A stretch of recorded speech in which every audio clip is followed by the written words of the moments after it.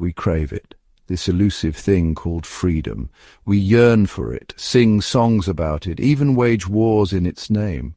But what if true freedom is not the absence of constraints, but the terrifying realization that we are, in this very moment, the authors of our own lives? This is the heart of existentialism. As Jean-Paul Sartre famously declared, man is condemned to be free. Existentialism offers no comforting illusions, no preordained purpose. Instead, it shoves us headfirst into a world stripped bare of inherent meaning, a world where we are utterly and terrifyingly free to create ourselves from scratch. It is a freedom that can leave us feeling both exhilarated and deeply unsettled. Albert Camus captured this sentiment perfectly. The only way to deal with an unfree world is to become so absolutely free that your very existence is an act of rebellion. This freedom, however, is not a get-out-of-jail-free card. It comes with a hefty price tag responsibility.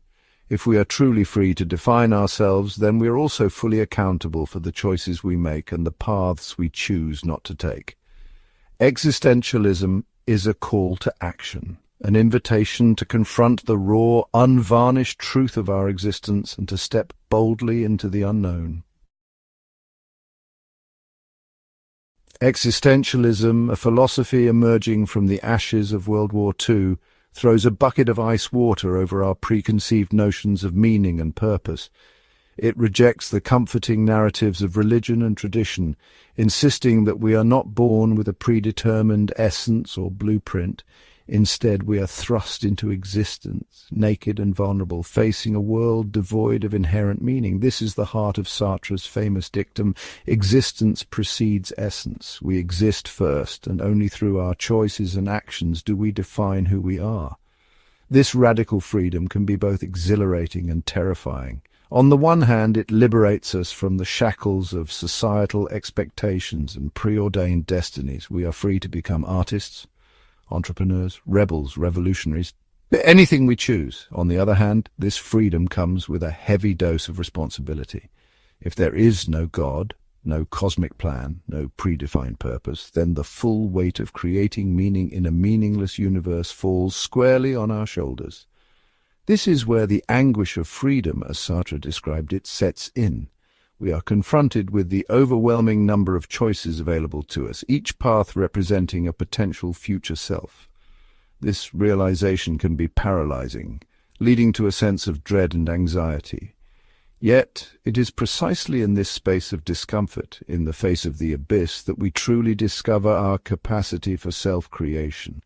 Existentialism serves as a stark reminder that we are the architects of our own lives, responsible for building something meaningful in a world that often seems devoid of inherent purpose. Sartre, in his seminal work Being and Nothingness, didn't mince words when he declared, "Man is condemned to be free." This statement, though seemingly paradoxical, cuts to the core of the existentialist dilemma. We are burdened, not liberated, by our boundless freedom. This burden, this anguish, stems from the realization that with every choice we make, we are simultaneously negating an infinite number of other possibilities. Each decision, then, becomes a weighty act of self-creation, shaping not only our present but also the very trajectory of our lives. Imagine standing at a crossroads, each path leading to a different destination, a different version of yourself. The freedom to choose any path is exhilarating, yes, but it also brings with it the crushing weight of knowing that the paths not taken will forever remain untraveled. This is the anguish of freedom, the constant awareness that we are defined not only by what we choose, but also by what we choose to leave behind. This anguish is not a sign of weakness, but rather a testament to our capacity for self-awareness. It is the price we pay for the privilege of shaping our own destinies. By accepting the responsibility of our freedom, we become free to create ourselves anew in each and every moment. We become, in the truest sense of the word, the masters of our own fate. If Sartre presented us with the anguish of freedom, Albert Camus, his contemporary and fellow existentialist, offered a way to navigate this seemingly absurd existence. Camus, deeply influenced by the stark landscapes of his native Algeria, believed that the universe is inherently indifferent to our hopes and dreams. We search for meaning, for purpose, for some grand narrative to give our lives significance, but the universe offers no answers. This, Camus argued, is the absurd. The chasm between our relentless search for meaning and the universe's cold, silent indifference. But Camus was not a prophet of despair. He saw in the absurd not a reason to surrender, but a call to rebellion. The only way to deal with an unfree world is to become so absolutely free that your very existence is an act of rebellion, he wrote. This rebellion, however, is not a violent uprising against some external force. It is a quiet, persistent defiance against the meaninglessness of existence. It is the act of creating meaning in a meaningless world, of embracing life in all its absurdity and finding joy in the face of the void. Camus found inspiration in the mythical figure of Sisyphus, condemned for eternity to push a boulder up a hill only to watch it roll back down again. Yet it is in Sisyphus's unwavering commitment to his task, in his refusal to give in to despair, that Camus finds a glimmer of hope. By rebelling against the meaninglessness of existence, by creating our own values and living authentically in the face of the void, we transform the absurd from a source of despair into a wellspring of meaning and purpose. Simone de Beauvoir, a towering figure in both existentialism and feminism, added another layer to our understanding of freedom and responsibility.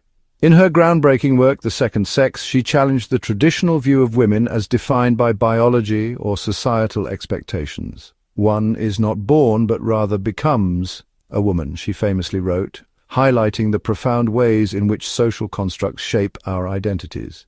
De Beauvoir argued that throughout history, women have been relegated to the role of the other, defined in relation to men rather than as independent agents in their own right. This othering, she believed, limits women's freedom and prevents them from fully realizing their potential. She believed that women, through their choices and actions, could transcend this imposed otherness and forge their own paths. Her call to transcend these limitations, to embrace the freedom to define oneself beyond the confines of social norms, remains a powerful reminder that true liberation requires not only individual action, but also a collective dismantling of the structures that limit human potential. Existentialism, for all its talk of freedom and responsibility, can feel abstract and even overwhelming. How do we actually apply these lofty ideas to our everyday lives? How do we move from a place of existential angst to a place of empowered action? The answer, as with most things worthwhile, lies in taking small, consistent steps. Start by defining your values. If existence precedes essence, then it is up to you to decide what truly matters. What principles will guide your decisions? What kind of person do you aspire to be? Write down your answers, revisit them often, let them serve as your compass as you navigate the complexities of life. Next, own your choices. Every decision, no matter how small, is an opportunity to shape your future self. Instead of drifting through life on autopilot, pause and consciously choose the path that aligns with your values. This doesn't mean overthinking every decision, but rather approaching each choice with intentionality and awareness. Life is messy, unpredictable, and often unfair. Embrace the unknown, not with fear, but with a sense of adventure. Embracing existential freedom requires a healthy dose of courage. The courage to face the uncertainty of the future without the crutch of preordained purpose. The courage to define your own values in a world saturated with conflicting ideologies. The courage to take responsibility for your choices even when they lead to unintended consequences. This courage is not about being fearless. It's about acknowledging your fears, your doubts, your insecurities, and choosing to move forward anyway. The world often tries to convince us that security lies in conformity, in following the well-trodden path, in adhering to the expectations of others. But true freedom is found in embracing the unknown, in forging your own path, in becoming the author of your own unique and extraordinary story. Existentialism, at its core, is a philosophy of empowerment. It reminds us that we are not simply passive characters in a pre-written script. We are the authors of our own lives, armed with the power to shape our destinies through the choices we make each and every day. Imagine your life as a blank canvas. Each choice you make, each action you take is like a brushstroke adding color and texture to the masterpiece that is your unique and evolving story. Some choices will be bold and dramatic, while others will be subtle and nuanced. There will be moments of vibrant joy and moments of quiet contemplation. The beauty of being the author of your own story is that you have the power to rewrite, to edit, to start over at any time. The true measure of a life well lived is not found in external markers of success or societal approval, but rather in the quiet satisfaction of knowing that you have lived in alignment with your values, that you have embraced your freedom and used it to create a life that is authentically your own. This is the echo of freedom, the resonance of a life lived with intention, courage, and an unwavering commitment to becoming the best version of yourself. Living authentically is not about striving for perfection or trying to please everyone. It's about being true to yourself, even when it's difficult, even when it's unpopular, even when it means going against the grain. It's about owning your strengths and weaknesses, your passions and fears, your triumphs and failures. It's about embracing the totality of your being and expressing it in the world without apology or reservation. This is not an easy task. It requires constant self-reflection, a willingness to confront your own biases and limitations, and the courage to live in a way that honors your true self, even when it means challenging the status quo. When you live authentically, you tap into a wellspring of inner peace, joy, and fulfillment that cannot be found in external validation or material possessions. Embrace your freedom, own your story, and live a life that echoes with the authenticity of your true self.